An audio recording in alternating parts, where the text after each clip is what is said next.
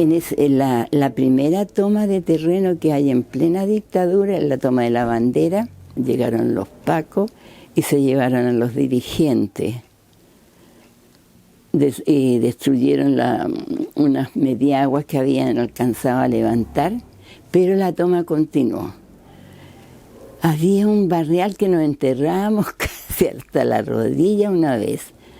Y la Araceli andaba en todo eso, pero también un montón de jóvenes, no era solamente mi hija. Pobladores y pobladoras que sentían lo que estaba pasando y trataban de cooperar con la gente, desde buscarles vestimenta, preocuparse de ayudarle a cuidar a sus niños, hacerle los tratamientos que le habían dado. La Vicaría Sur iba en el día para atender a los enfermos, para llevarle algún alimento, cosas así. Y nosotros, los de Caro Ochagadía, íbamos en la noche.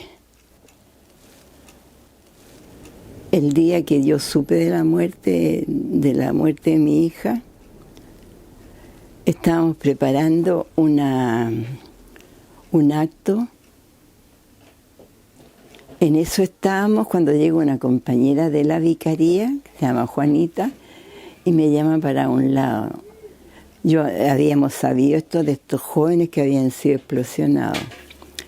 Entonces me dice, Marta, me dijo, el joven explosionado, me dijo el Pablo Vergara. Oh, yo sentí que me hundía porque ya estaban muertos los otros dos hermanos y Pablo era el tercero.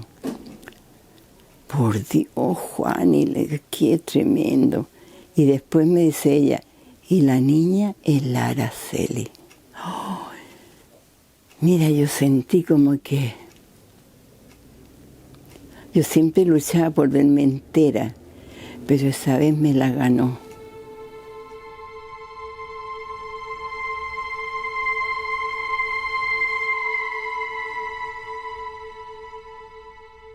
Mi hijo cayó en septiembre, el 23 de septiembre del 85. La Araceli cayó el 5 de noviembre del 88, que es el último que cae. La última es Pablo Vergara y la Araceli. Me acordé de ellos porque la gente que era compañeros de escuela de la Araceli y el Pablo cantaban las mismas loas que le cantaban a mi hijo.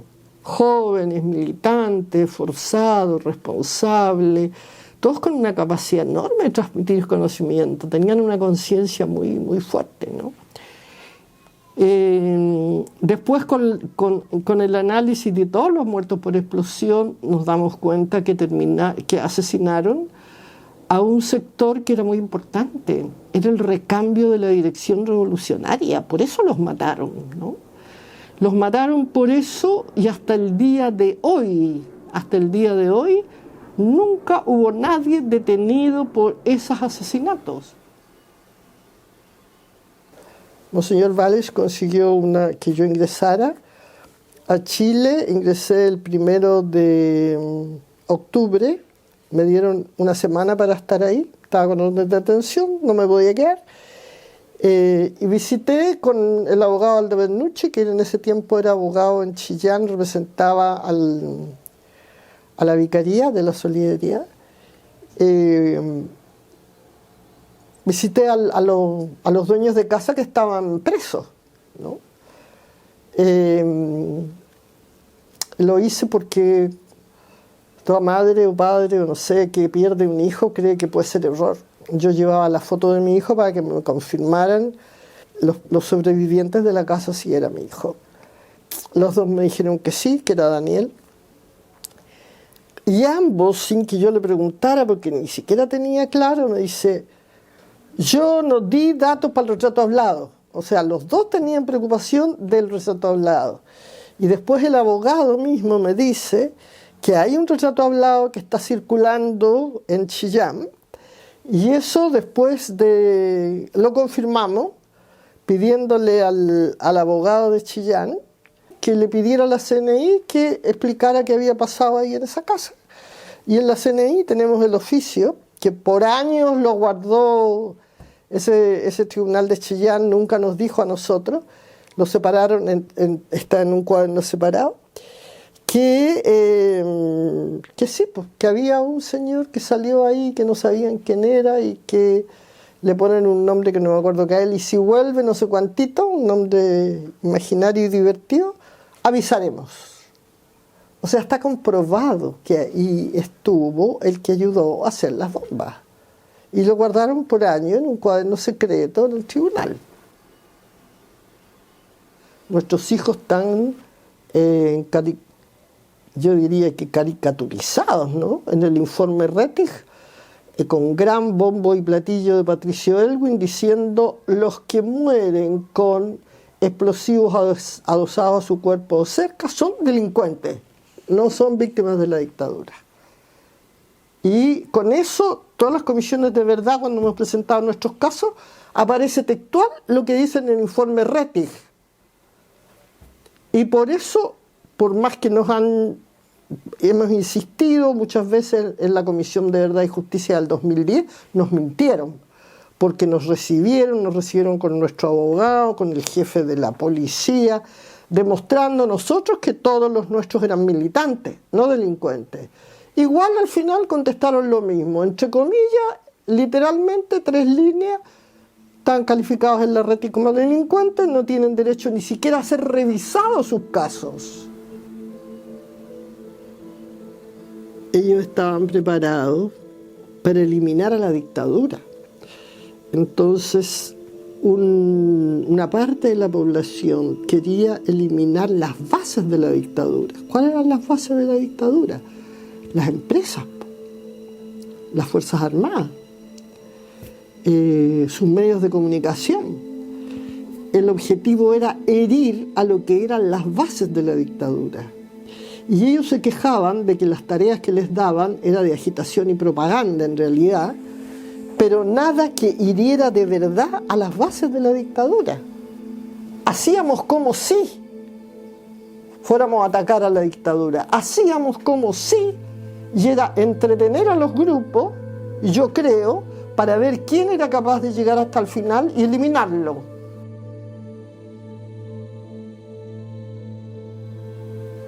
A la policía real, al Poder Judicial, ni a nadie le interesa descubrir quién fue el asesino de toda la gente del libro. Eso es, ¿no?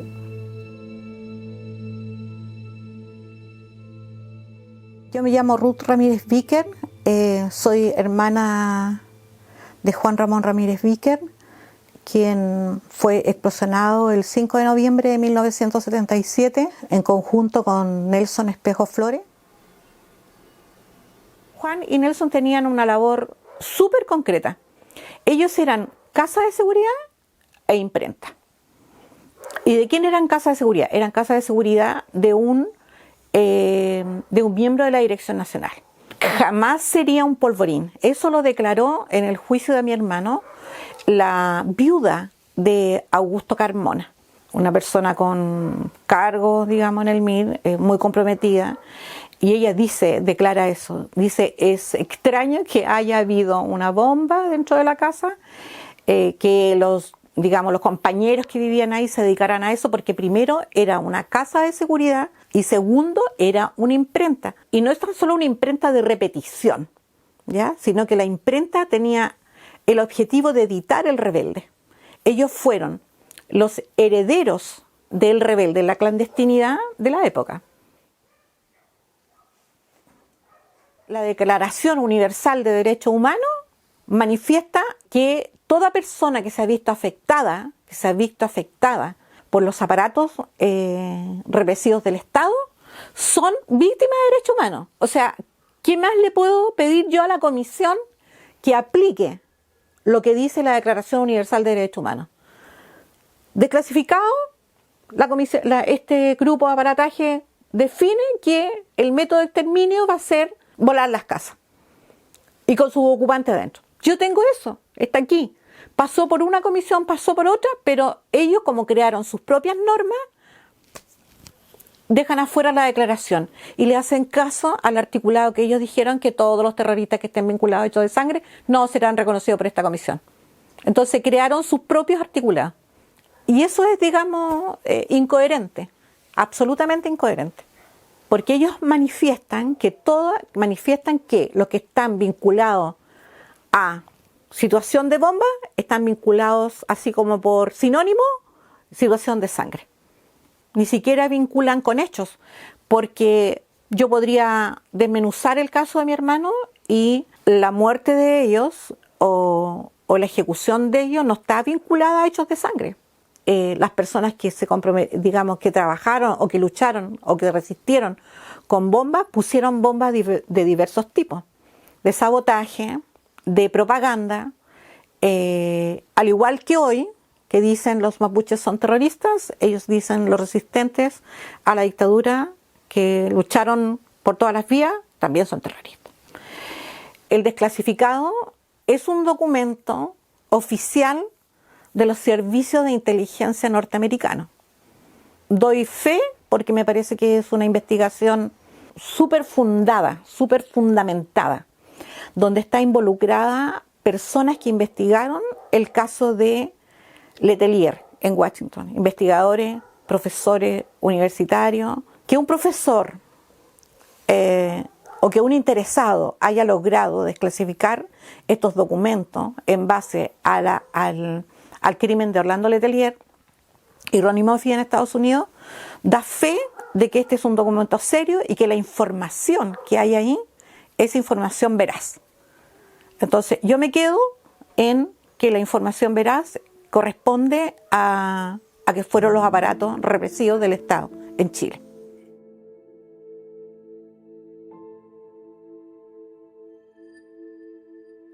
Este hecho, esta bomba que nos mata a Iris Vega y a Alberto Salazar acá, fue un terremoto político enorme, porque se reactivó lo que la prensa venía sosteniendo de hacía rato y lo que la misma dictadura venía diciendo a través de las entrevistas y conferencias de prensa que daba Pinochet y los ministros del Interior y de Defensa, de que en Chile había terrorismo y que los terroristas éramos los miristas. O sea, nos habían colgado ese calificativo y esa estigmatización de terroristas precisamente porque se estaban poniendo bombas y esas bombas estaban matando miristas.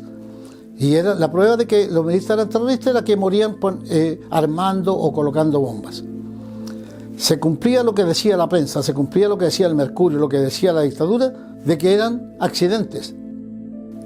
Al compañero Alberto la carga lo hizo pedazos.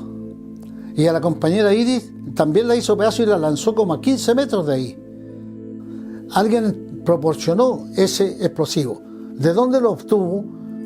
Si a nosotros nos enseñaban a hacer petardos con pólvora y con polvo de aluminio, con la investigación que hace el juez, se llega a la convicción de que ellos fueron ejecutados, que no fue un accidente.